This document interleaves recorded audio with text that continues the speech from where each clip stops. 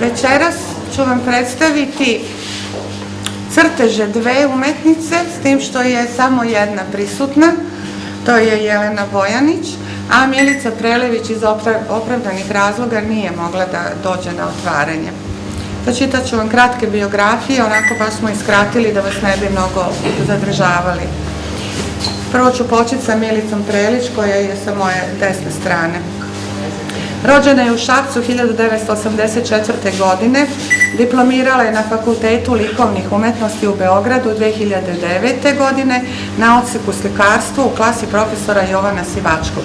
Iste godine je upisala doktorske umetničke studije koje uspešno privodi kraju.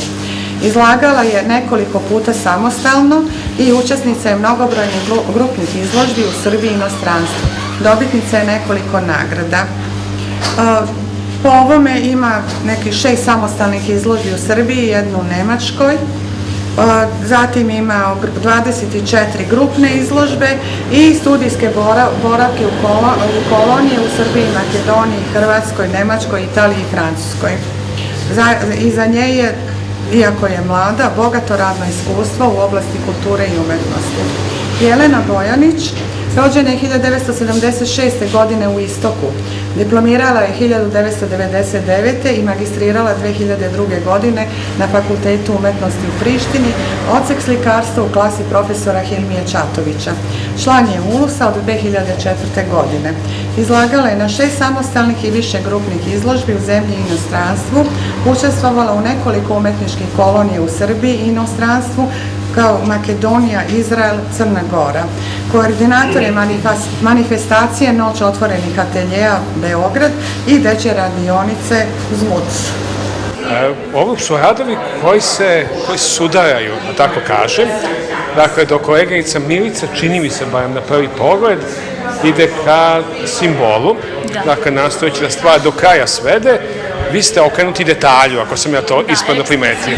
Da, za razliku od Milice koja je jako suptilna, ja na neki malo više ekspresivniji način izražavam svoje emocije i svoje osjećanja.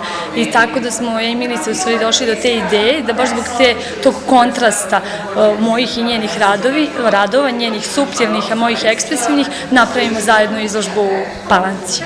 Kad je reč o vašim radovima, vi ste upotrebili, čini mi se, pravu reč, dakle, ekspresija, jeli? Ekspresionizam je inače kao pravac prošao različite faze i etape, dakle, u 20. veku se suočio sa postmodernizmom. Kako biste vi odredili vaš ekspresionizam?